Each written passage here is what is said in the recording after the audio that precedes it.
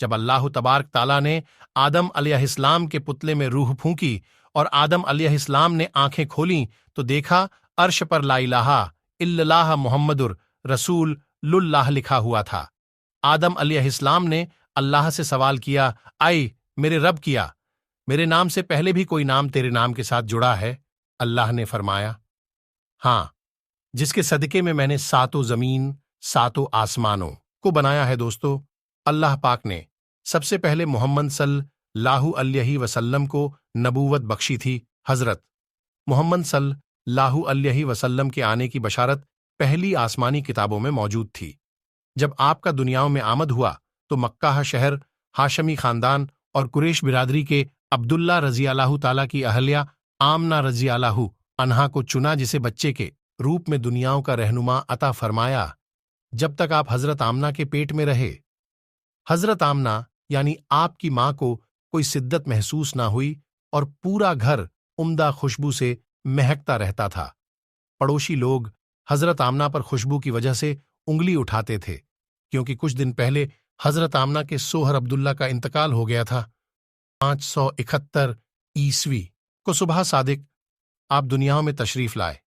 آپ کی پیدائش کے وقت آپ کے جسم مبارک پر کوئی غلاظت موجود نہیں تھی۔ آپ کا جسم مبارک پاک صاف تھا۔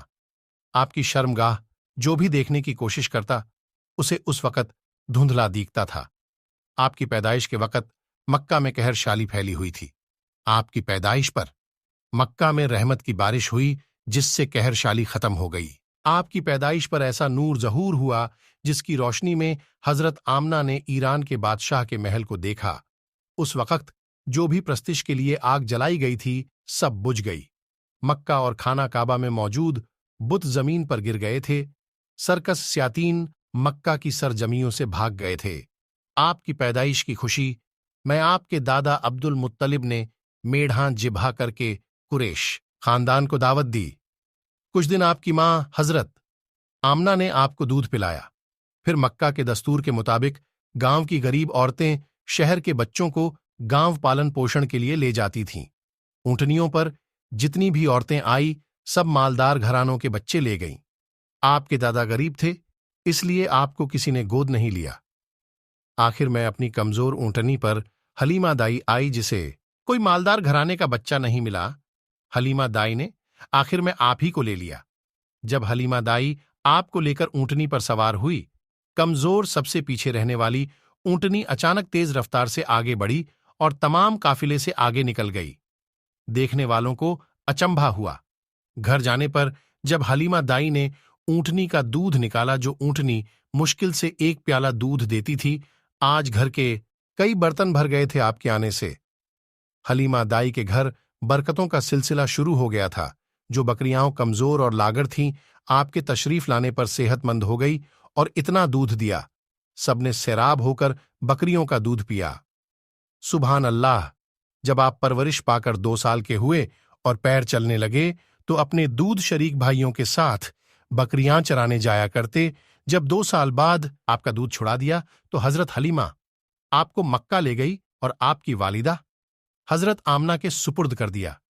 ملانے کے بعد حضرت حلیمہ پھر واپس لے گئی 2 سال تک، اور آپ کی پرورش کی 4 سال کی عمر ہونے پر آپ اپنی ماں حضرت آمنہ کے پاس چلے گئے۔ جب آپ 6 سال کے تھے، آپ کی ماں حضرت آمنہ کی بھی وفات ہو گئی۔ اپنی ماں کی وفات پر آپ بہت غمزدہ ہوئے۔ اس کے بعد آپ کی پرورش کی تمام ذمہ داری آپ کے دادا عبد المطلب نے اٹھائی۔ جب آپ 8 سال کے تھے، آپ کے دادا عبد المطلب کی بھی وفات ہو گئی۔